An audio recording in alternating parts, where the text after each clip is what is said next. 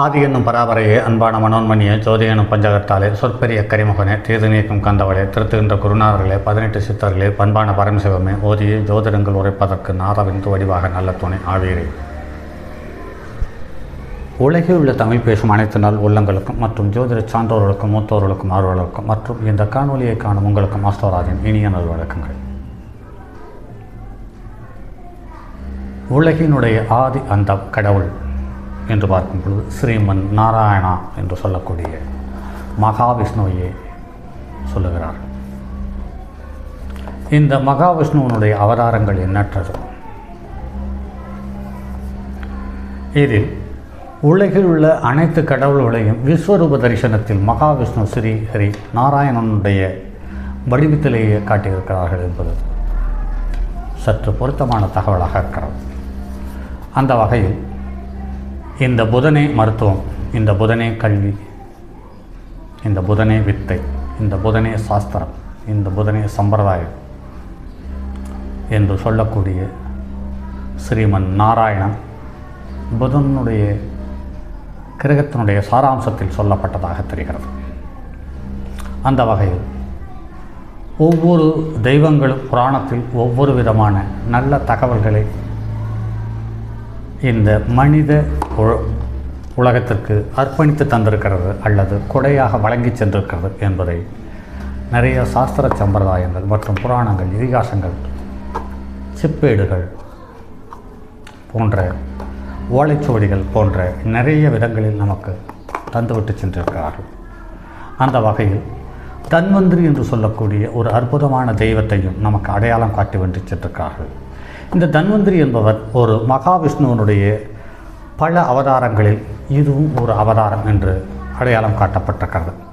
உலகையே காத்து ரட்சித்திருக்கும் மகாவிஷ்ணு தன்வந்திரியாக அவதாரம் எடுக்க காரணம், அசுரர்களுடன் எப்போதும் போராடி வருபவர்கள் தேவர்கள். தேவர்கள் அசுரர்களுடன் போராடி வலிமையை இழந்தவர்களானார்கள். தேவர்களுக்கு உயிர் பயம் ஏற்பட்டுவிட்டது. எனவே பிரம்மதேவனிடமும் தங்களின் தலைவனான இந்திரனிடமும் இது குறித்து கவலையுடன் முறையிட்டிருக்கிறார்கள். இதன் விளைவாக தேவர்களுக்கு பூரண வாழ்வை வழங்குவதற்காக திருப்பார்கடல் கடையப்பட்டது. அப்போது கடலில் இருந்து தன்வந்திரி பகவான் அவதாரம் செய்தார் என்று புராணங்கள் சொல்லுகிறது. இவர் தன் திருக்கரத்தில் வைத்திருக்கும் கலசத்திலிருந்து வழங்கிய அமிர்தத்தை உண்டதனால்தான் தேவர்கள் பூரண ஆயுளை பெற்றார்கள் எனவும், எனவே தன்வந்திரி பகவானை மருத்துவத்துறையின் பிதாமகர் என்று ஆயுர்வேத வைத்தியத்தை ஆராய்ந்து பல சிகிச்சை முறைகளை நமக்கு தந்து அருளியவர் தன்வந்திரி பகவான். ஸ்தல பெருமை என்று பார்க்கும் பொழுது இந்த ஸ்தலம் வேலூர் மாவட்டம் கீழ்புதுப்பேட்டையில் இக்கோவில் அமைந்துள்ளது. தன்வந்திரி பகவானுக்கு தனி கோவில் என்று அமைந்திருப்பது சாலச் சிறந்தது. வேதங்கள் 4 அவையான ரிக், யஜூர், சாம, அதர்வண வேதம், இதோடு 5ஆம் வேதம் ஒன்றும் உண்டு. அதுதான் ஆயுர்வேதம் என்று சொல்லப்பட்டிருக்கிறது. எண்ணற்ற மகரிஷிகள் நம்மிடம் இருக்கும் மருத்துவ முறைகளை ஆராய்ந்து ஏராளமான மருத்துவ நூல்களை எழுதிவிட்டு சென்றிருக்கிறார்கள். இதன் தொகுப்பே ஆயுர்வேதம். அதாவது மூலிகைகளை வைத்து பல வியாதிகளை குணப்படுத்தும் முறையைத்தான் இது மனிதர்களினுடைய ஆரோக்கியத்திற்கு சிறந்து விளங்குவதற்கான பல நல்ல பயனுள்ள வழிமுறைகளை இந்த ஆயுர்வேதத்தில் உள்ளன என்று யுத்த சாஸ்திரத்தை சஸ்திர சாஸ்திரம் என்று சொல்லப்பட்டு அடையாளம் காணப்பட்டிருக்கிறது. அடுத்து ரண வைத்தியம் எனவும் அழைப்பதுண்டு. அதாவது போரில் காயம்பட்டவர்களுக்கு அறுவை சிகிச்சை மூலம் உடலில் உள்ள காயங்களை ஆற்றுவது சஸ்திர சாஸ்திரம் எனப்படும். தனுஷ் என்றால் யுத்தம், யுத்த சாஸ்திரம் சஸ்திர சாஸ்திரம் என்று பொருள். எனவே தன்வந்திரி என்கிற வார்த்தையின் அறுவை சிகிச்சை முறையில் கை தேர்ந்தவர் என்று சொல்லலாம். பிரம்மன் 4 வேதங்களையும் படைத்து அதன் சாரமாகிய ஆயுர்வேதத்தையும் படைத்திருக்கிறார்.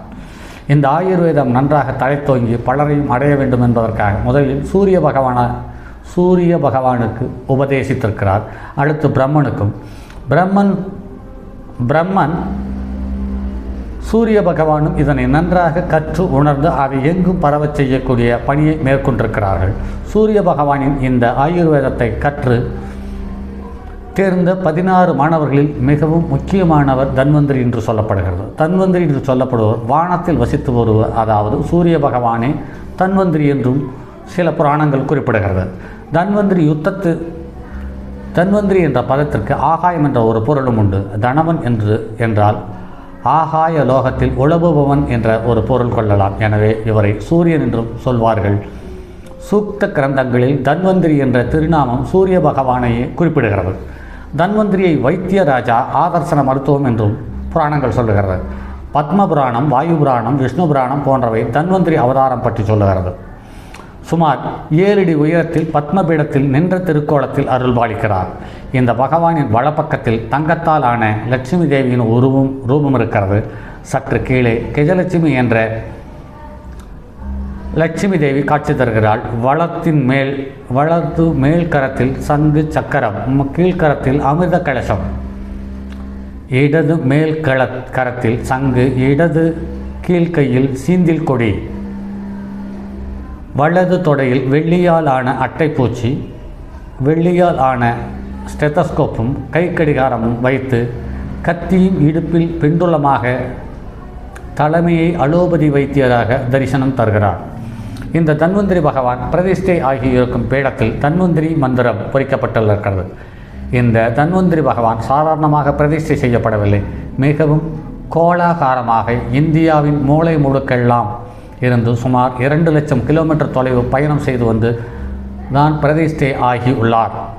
தவிர 46 லட்சம் பக்தர்களால் 13 மொழிகளில் 147 நாட்டு மக்களால் எழுதி தரப்பட்ட 54 கோடி தன்வந்திரி மந்திரம் இந்த விக்கிரகத்தின் அடியில் பிரதிஷ்டை செய்யப்பட்டுள்ளதாக சித்தர்கள் சொல்லியிருக்கிறார்கள். பிரதிஷ்டை செய்யும் முன்பே 100க்கும் மேற்பட்ட தன்வந்திரி ஹோமம் இந்த இடத்தில் செய்யப்பட்டிருக்கிறது. தற்போது தினமும் தன்வந்திரி ஹோமம் இயல்பாகவே இந்த திருத்தலத்தில் செய்து வருகிறார்கள். தீபாவளி தினத்தில் இந்த தன்வந்திரி பகவானுக்கு டாக்டர் கோட் அணிவித்து டாக்டர் தன்வந்திரி என்று பொறிக்கப்பட்ட பேட்சையும் அணிந்து விசேஷ தரிசனத்தை தர ஏற்பாடு செய்திருக்கிறார்கள். தன்வந்திரி ஜெயந்தி ஐப்பசி மாதம் அமாவாசைக்கு முந்தியது, அதாவது தேய்பிரை திரையோதசி திதி என்பதால் அன்றைய தினம் திரளான பக்தர்கள் ஒன்று கூடி இருக்கும்போது தன்வந்திரியின் மகா மந்திரங்களை சொல்லி நெய், மிளகு, சுக்கு, திப்பிலி, வெல்லம் இவைகளை கலந்து தயாரிக்கப்படும் மருந்து தீபாவளி என்று ஆலயத்திற்கு வரும் அனைத்து பக்தர்களுக்கும் உறவுகளுக்கும் பிரசாதமாக வழங்கப்படுகிறது. மற்ற நாட்களில் சுக்கு வெல்லம் மட்டுமே பிரசாதமாக தரப்படுகிறது.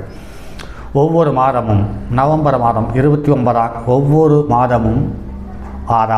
வருடமும் நவம்பர் மாதம் 29ஆம் தேதி முதல் டிசம்பர் மாதம் 14ஆம் தேதி வரை உலகம் முழுவதும் உள்ள மக்களின் தேக ஆரோக்கியம் கருதி தன்வந்திரி பகவானுக்கு தைலா அபிஷேகம் செய்யப்படுகிறது.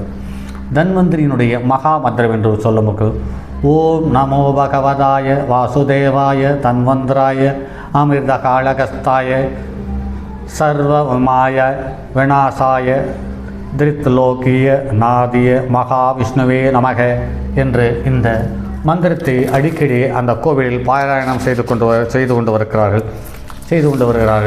அதே சமயத்தில் நீண்ட நாள் இருக்கக்கூடிய நோய்களிலிருந்து விடுதலை பெற அல்லது பூரணமாக நலம் பெற இந்த மந்திரத்தை புதன்கிழமையில் தொடங்கி ஒவ்வொரு புதன்கிழமையும் காலையில் 9 முதல் அல்லது 12 தடவை வரை இதை பாராயணம் செய்து வர நோய்கள் இயல்பாக குறைவதை காண முடியும். அதே சமயத்தில் இங்கு பிற சன்னதிகள் என்று பார்க்கும் பொழுது இங்கு சஞ்சீவி ஆஞ்சநேயர், முனீஸ்வரர், மேதா தட்சணாமூர்த்தி, நவகன்னிகைகள், அத்திரிபாரம், விநாயகர், மகிஷாசுரமர்த்தினி, கர்த்தவீரிய அர்ஜுனா, சுதர்சன ஆழ்வார், ஒரே கல்லில் அமைந்த ராகு, கேது, வாணி, சரஸ்வதி, ஸ்வர்ண ஆகர்ஷண பைரவர், அஷ்டநாக கருடன், வேதாந்த தேசிக கருடன், லட்சுமி ஹயக்ரீவர் மற்றும் அன்னபூரணி, காயத்ரி தேவி, வள்ளலார், காஞ்சி மகா சுவாமிகள், சீரடி சாய்பாபா, மகா அவதார் பாபா, ராகவேந்திரா, லிங்க திருமணிகளும் எழுந்தருளும் 468 சித்தர்கள் மற்றும் கார்த்திகை குமரன், நவநீத கிருஷ்ணன், மரகதாம்பிகை சமேத மரகத லிங்கேஸ்வரர், வாசவி கன்னிகா பரமேஸ்வரி, குழந்தை ஆனந்த மகாசுவாமி, பட்டாபிஷேக ராமர், வாஸ்து பகவான், இத்துடன் மனம் கவலும் மூலிகை வனம், கவலைகள் போகும் கால சக்கரம், 27 நட்சத்திரங்களுக்கும் 12 ராசிகளுக்கும் 9 நவகிரகங்களுக்கும் தனித்தனியாக விருட்சம் அமைந்துள்ளது. இங்கே குறிப்பிடத்தக்க ஒரு தகவல், 24 மணி நேரமும் புகைந்து கொண்டிருக்கும் யாகசாலை, சுவாகா பீடம், பஞ்சதீபம், அகண்ட தீபம், பித்ரு தோஷம் நீங்கும் பாதம், திருவருள் அளிக்கும் குரு பிரார்த்தனை போன்ற சன்னதிகளும் அமையப்பெற்றுள்ளன. பிரார்த்தனை என்று பார்க்கும் பொழுது பக்தர்கள் உடல்நலம் சம்பந்தப்பட்ட நோய்கள், திருமண தடை, குடும்ப பிரச்சனை, வழக்குகள் போன்றவற்றிற்கு இங்கு பிரார்த்தனை செய்கிறார்கள். ஆலயம் செல்லும் வழி என்று பார்க்கும் பொழுது அருள்மிகு தன்வந்திரி பகவான் திருக்கோவில், தன்வந்திரி ஆரோக்கிய பீடம், கீழ்புதுப்பேட்டை, வாலாஜாப்பேட்டை, வேலூர் மாவட்டம். ஆலய தொடர்பு கொள்ள விருப்பப்படுபவர்களுக்கான தொடர்பு எண் 9443330203. சரி நண்பர்களே, அடுத்த பதிவில் சந்திப்போம். அதுவரை உங்களிடமிருந்து விடைபெறுவது உங்கள் அன்பு நண்பன் எம் ராஜரத்தினம். வணக்கம் நண்பர்களே.